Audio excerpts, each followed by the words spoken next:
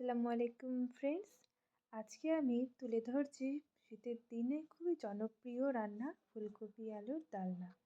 সেজন্য আমি কড়াইতে একটু হালকা জল দিয়ে লবণ দিয়ে তাতে ফুলকপি আলু সেদ্ধ চড়িয়ে দিয়েছি।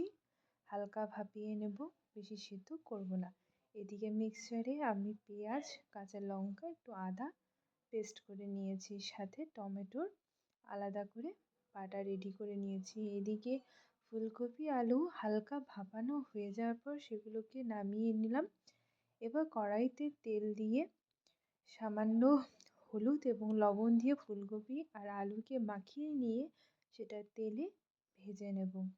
হালকা করে ভেজে নেব, কারণ তাতে ফুলকপির একটা আলাদা টেস্ট আমাদের কাছে আসবে।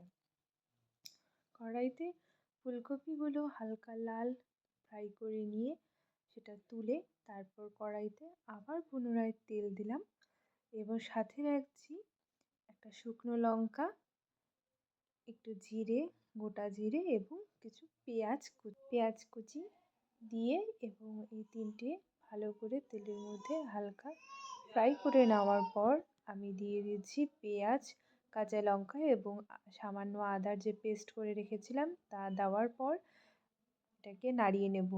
তেল ছেড়ে দেওয়ার পর তাতে দিয়ে দিচ্ছি কিছু গুঁড়ো মশলা। প্রথমে দিয়ে দিচ্ছি হলুদ গুঁড়ো, তারপরে লঙ্কা গুঁড়ো, জিরে গুঁড়ো এবং সামান্য ধনে গুঁড়ো। এগুলো দেওয়ার পর সেটাকে ভালো করে মিক্সচার করে নিয়ে মিশিয়ে নেব এবং সামান্য হালকা জল দিয়ে সেটাকে তেলের সাথে ভালো করে ফ্রাই করে নেব। গুঁড়ো মশলাগুলো তেলের সাথে ভালো করে নাড়াচাড়া করে নিয়ে যখন তেল ছেড়ে দেবে তারপর ইউজ করব আমি টমেটো বাটাটা। টমেটো বাটা দিয়ে তারপর আমি দিয়ে দিচ্ছি লবণ। আগে আমি লবণ ইউজ করিনি, এখনই আমি লবণ ইউজ করব। আইডিয়া করে নিয়ে যতটুকু আমার লবণ টেস্ট অনুযায়ী তা আমি দিয়ে দিলাম।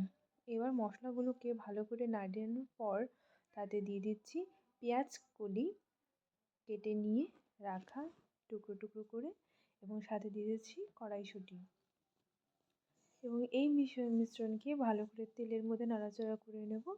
পেঁয়াজকলি এবং কড়াইশুঁটি যখন তেলের মধ্যে এবং মশলার সাথে ভালো করে মেশানো হয়ে যাবে তারপর দিয়ে দিচ্ছি আলুটা মশলার সাথে ভালো করে নাড়িয়ে নিয়ে তেল ছেড়ে যখন দেবে মশলা ভুনে নিয়ে তারপর আমি দিয়ে দিচ্ছি সামান্য জল দিয়ে ধনিয়া পাতা দিয়ে আমি সম্পূর্ণ মিশ্রণটাকে যতক্ষণ না জলের বলক উঠছে, বয়েল হয়ে যাচ্ছে, ততক্ষণ আমি এটাকে রান্না হতে দেবো। তারপর আমি দিয়ে দিলাম ফুলকপি, ভেজে রাখা ফুলকপি দিয়ে সম্পূর্ণ সবজিটাকে কিছুক্ষণ রাখার পর শেষে আমি গরম মশলা ইউজ করব। তারপর এই যে ফুলকপি আলুর ডালনা রেডি। Thank you.